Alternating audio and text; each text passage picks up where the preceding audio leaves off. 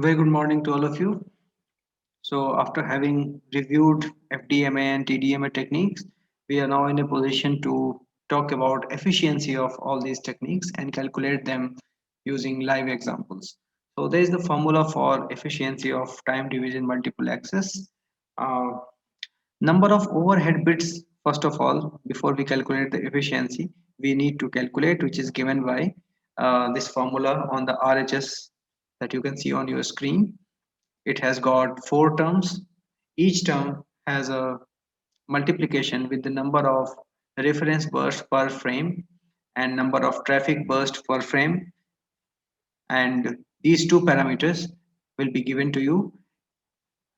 NR denotes number of reference bursts per frame that will be multiplied with reference bits per reference burst, and that will be forming the first term of this right hand side of this equation, which gives you BOH, or number of overhead bits. And it's very important to calculate the number of overhead bits because it will give us efficiency in the end.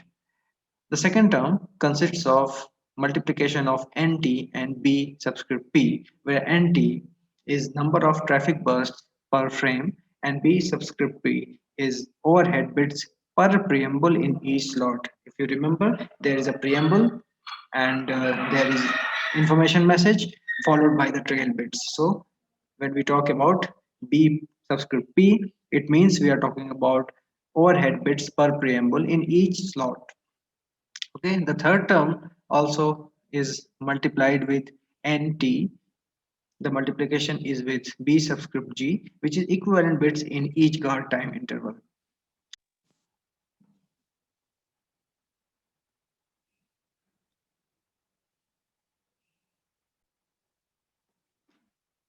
Very good morning to all of you.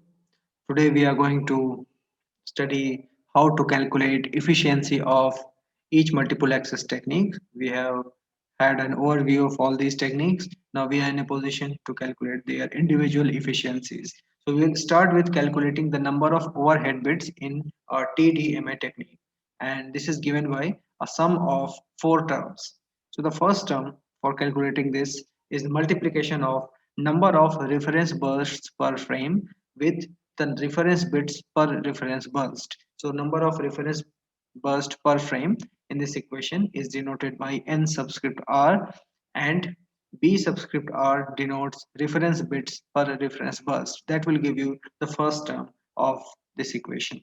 The second constituent of number of overhead bits BOH is n subscript t multiplied with b subscript p, where n subscript t is number of traffic bursts per frame and b subscript p is overhead bits per preamble in each slot. If you remember, there is a preamble in each frame structure of TDMA. Preamble followed by information message followed by trail bits, and the slot 3, if you look at the bottom diagram, it has trail bits with synchronization bits, information data, and guard bits. So all will come into picture while calculating the number of overhead bits for a given TDMA transmission. So the second term is number of traffic bursts per frame multiplied with overhead bits per preamble in each slot. And the third term is n subscript t multiplied with b subscript g, which is equivalent bits in each guard time interval. And the last term is multiplication of n subscript r with b subscript g. So all these put together, sum together, will give you the number of overhead bits for a given transmission. Total number of bits per frame.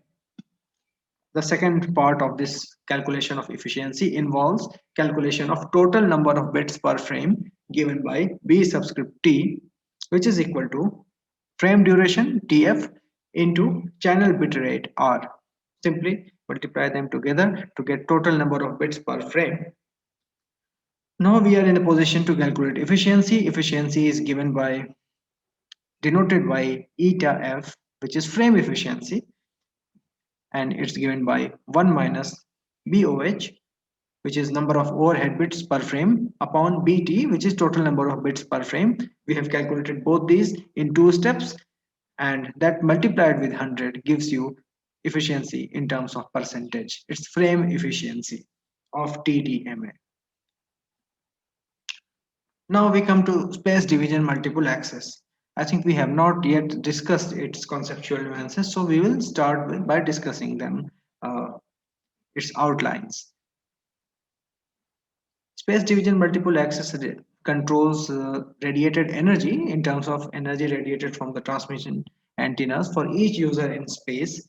It uses mostly spot beam antennas. Base station tracks user when moving, and it covers areas with same frequency. It can be implemented with TDMA or CDMA systems, and also with FDMA system. Now, if we talk about space division multiple access, what happens that in primitive or conventional applications, the antennas are sectorized. It means the beam width or the most energy is concentrated around some sectors. If the user falls in those sectors, and that the concentration of energy will be more towards them. But in future adaptive antennas, simultaneously they should be able to steer energy in the direction of many users at once. So there should be beam steering uh, implemented with some intelligent algorithms that should steer the energy of the antenna in direction of users. Now there is a reverse link problem, and there is a general problem that there are different propagation paths from the user to the base, and we require some control of transmitting power from each user to the base station, and this control should be dynamic and real time, which limits the battery consumption of subscriber unit, which is limited by the battery consumption of subscriber units, because all this requires a huge amount of computational load which consumes the battery. And possible solution is the filter for each user. And adaptive antennas uh, are promising in the sense that they can mitigate this reverse link problem. And it's actually a case of very small beam width and a case of infinitely fast tracking ability. If we can solve these problems, this solution can be provided. So we require a unique channel which is free from interference, and we also require that all users communicate at same time using the same channel, and that is implemented by SDMA. So disadvantage associated with SDMA is that to in order to implement what we have just discussed, perfect adaptive antenna systems are required, and this means we should have infinitely large antenna or antenna arrays, and we need to have some compromise in terms of the beam steering capability and the beam energy with the size of the antenna in order to actually implement that. So FTMA and PDMA, which is phase division multiple access, are used in satellite. In Intelsat 4A, it has been used. SDMA, dual beam receive antenna, is on board this particular satellite, simultaneously accesses two different regions of the Earth. Another satellite is Comstar 1, which implements phase division multiple access, and it has got separate antennas and it simultaneously accesses the same region. Intelsat 5, it has two hemispheric coverages by SDMA, two smaller beam zones by PDMA, and it has orthogonal polarization. These were some of the characteristics of typical SDMA or PDMA systems implemented real time. Now, there should be a discussion about the capacity of cellular systems also, and it is limited by the channel capacity. We have studied channel capacity and channel Shannon-Hartley theorem in the previous lectures. Maximum number of users in a fixed frequency band, uh, that corresponds to our channel capacity. And there's a radio capacity, a metric which is a value for spectrum efficiency, and there is a reverse and forward channel interference which we should be able to resolve. And the question is how to determine the radio capacity. Now there is a ratio, there is a metric which is known as co-channel reuse ratio Q, which is the ratio between two quantities. One quantity is denoted by D, which is distance between two co-channel cells, and R, which is the cell radius. So it's a simple ratio that gives you the co-channel reuse ratio, and if this ratio is high, you can always reuse the channel. Now consider there is a cluster size of 4, for which we are going to implement a forward channel interference model. There is a mobile user in a cell. You can see on your screen in cell B2, there is a mobile user located. Cluster size of 4 is assumed, and there is a distance serving station to the user denoted by D naught, and DK is the distance per channel based station to user. So since it's a cluster of 4, we have D1, D2, D3 and D4 at the adjacent cells. So the carrier to interference ratio C upon I is the most important parameter which determines that what is the what is the impact of interference on the signal. So M closest co-channel cells cause first order interference, and to calculate the C upon I, this ratio, we need to find out D naught upon sum of dk, and for all k equal to 1 to m cells that are considered, where m is the size of the cluster. In the previous example, the size was 4, so the summation will be from 1 to 4. N naught is the path loss exponent in the desired cell, and Nk is the path loss exponent to the interfering base station. So path loss is associated with the uplink and downlink signals. We have some assumptions. We have 6 closest stations which interfere. All these stations have the same distance d and all have similar path loss exponent to that is denoted by n naught. So C upon I is calculated as d naught upon 6 into d, and since the similar path loss exponents are there, so we will just keep this value at n. Worst case performance should be analyzed, and in this case maximum interference is occurred at d naught equal to r. So C upon I minimum for acceptable signal quality should be smaller than equal to 1 by 6 multiplied with r upon d raised to power minus n. So this following equation gives you the worst case performance, and channel to interference ratio cannot go lower beyond that. Now another metric that we have just discussed was co-channel reuse ratio D upon R. D is the distance of the 6 closest interfering base stations. R is the cell radius. So if we have C upon I minimum carrier to interference ratio, and is the path loss exponent, we are going to calculate Q using this formula, which is D upon R is equal to 6 into C upon I minimum that we had calculated just now. It should be smaller than equal to 1 upon 6 into R upon D raised to power minus n, and this whole thing raised to 1 upon n. That will give you the co-channel reuse ratio Q.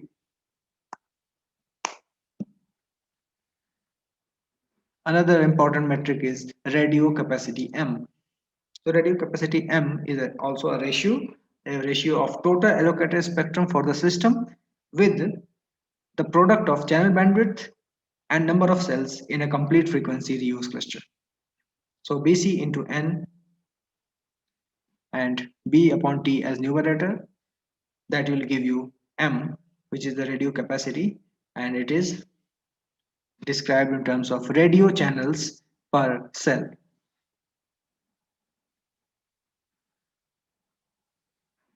Now there is a relationship between this N and the co-channel factor Q, and they are related by Q is equal to 3N under root, and that's why this M that we have calculated here previously, which was the radio capacity, can be expressed in terms of this Q as the ratio between BT upon BC into Q square upon 3.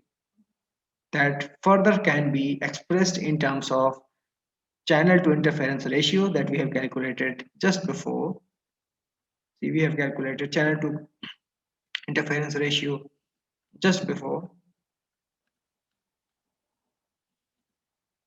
That was in terms of D also, and that was in terms of R upon D also. So why not replace all this here? So we have Q upon Q square upon 3 here. We can replace it with C upon I minimum and BC. So the second term in the denominator has been replaced by its equivalent C upon I representation. Because we want to express our worst case scenario, everything in terms of our worst case scenario, That's why we had to resort to this thing.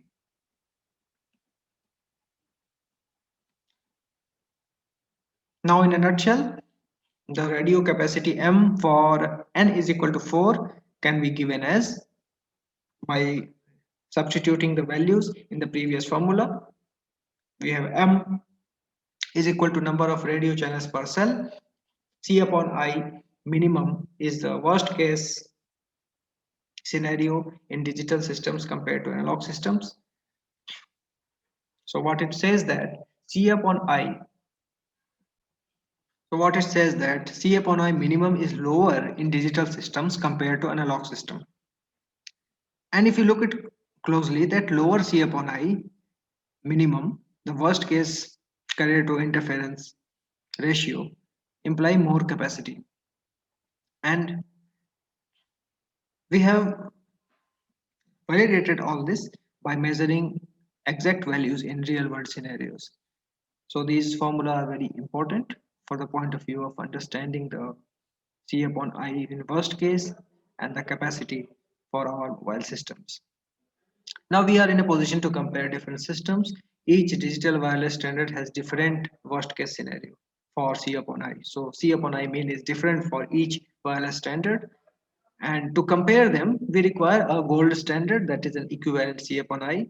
So keep total spectrum allocation to BT and number of radio channels per cell M constant. If we do that, we can get C upon I equivalent. So let's calculate C upon I equivalent. If you have C upon I minimum for one given system and you have to convert it into another C upon I for the gold standard, C upon I equivalent can be calculated by multiplying it with this ratio BC upon BC dash, where BC dash is channel bandwidth for a different system and BC is the bandwidth of a particular system. So that way you can calculate the worst case C upon I given one system to another system.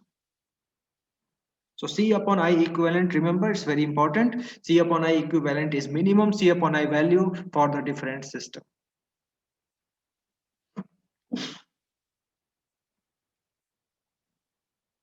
So let's calculate C upon I in digital cellular systems typical. So it is given by EB into RB, where EB is the energy per bit, RB is the channel bit rate divided by I, which is the interference. So that can also be equated as EC into RC upon I. If we combine the last two equations, this one and the previous one equation comparing different systems, C upon I equivalent with C upon I minimum for a given system, and another equation where C upon I is equated to EB into RB upon I, we can combine them to get this particular ratio. So the dash sign here denotes the compared system parameters. So what we can observe from here is that relationship between RC and BC is always linear, and we will assume that the level of interference is the same for two different systems. I dash is the different system, I is the first system, I dash is the second system. So it's the level of I is same for two different systems. So we can write by, if we have this assumption that level of I is same, we can modify these things here. Just have a look at the second term, the RHS in the middle. We are going to eliminate I and we are going to have ECE into RC upon EC dash into RC dash. So we will have RC upon RC dash equal to BC upon BC dash. So we will have BC dash upon BC raised to power 3. So all this exercise what we had done up to this point was for the purpose of comparing channel to interference ratio between FDMA and TDMA. So we'll assume that multi-channel FDMA system is there and it occupies same spectrum as a TDMA system. So for FDMA, let's say Z is equal to EB into RB and interference I is equal to IO into BC. For TDMA, since it's a comparable system, we are going to put a dash mark over everything. So C dash is equal to EB into RB dash and I dash equal to I naught into BC dash, where EB is the energy per bit that is going to be the same, be it FDMA or TDMA system. IO is the interference power per hertz, that's also going to be the same, be it FDMA or TDMA system. However, RB, this is channel bit rate, and that varies with the system, and BC, which is the channel bandwidth, that also varies with the system, that has to be different. So RB and RB dash are different, and BC and BC dash are also different. Now, you can try and solve some of the examples yourself. First example gives you an FDMA system has three channels, each with a bandwidth of 10 kilohertz and a transmission rate of 10 kbps. A TDMA system has three time slots, a channel bandwidth of 30 kilohertz, and a transmission rate of 30 kbps. What is the received carrier to interference ratio for a user? So now you have the formula, and you are in a position to calculate C upon I, okay, for all the users. So let's put all the values here. So let's put the TDMA system C upon I be measured in 333.3 millisecond per second one time slot. In this example, FDMA and TDMA have the same radio capacity, and C dash is equal to 3 into interference.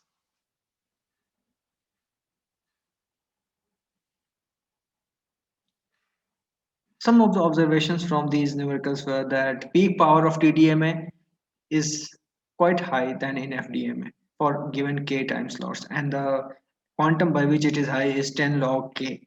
And in practice, however, TDMA has a 3 to 6 times better capacity. Now, if we compare capacity of SDMA system, there is one beam each user. Base station tracks each user as it moves. There are adaptive antennas in the most powerful form, and beam is formed by n element adaptive array antenna. And this adaptation is needed because we want to steer the beam in the direction of the user.